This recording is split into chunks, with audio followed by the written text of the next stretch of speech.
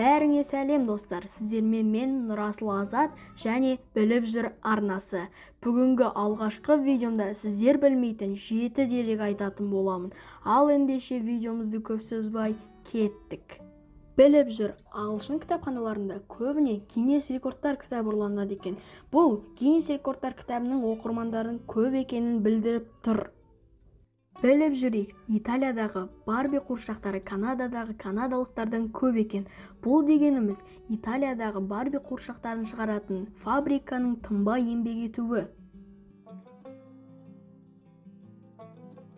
Білгір бол досым, адам басының орташа салмағы 3,6 келіні құрайды екен.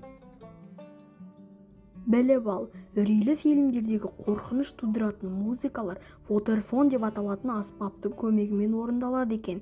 Бұл дегеніміз біздің көріп жүрген ужастик фильмдердегі қорқыныш тудыратын аспап ватерфон деп аталады екен. Біліп жүрейік, піл 4 тізесі бар жалғыз ғана жануар екен. Иә достар, бұл дерекке өзім де таңғалдым. Өйткені барлық жануарда тізесі бар көрінеді, алайда тек пілде ғана 4 тізе ғана бар екен. Бәрін білейік досым, Кэмеронның Титаник фильмінде ең көп айтылатын сөз Роза екен.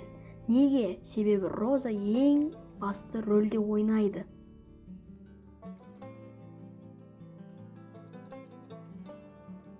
Біліп жүр досым, әр жылы жыланның уынан емес араның шаққанынан жан тапсыратындар көп екен. Достар, бұл дегеніміз тек қана жыланнан ғана қорықпай, арадан да және кез келген жәндіктен сақтануымыз керек. Достар, бүгінгі видеомыз осымен аяқталып қалды.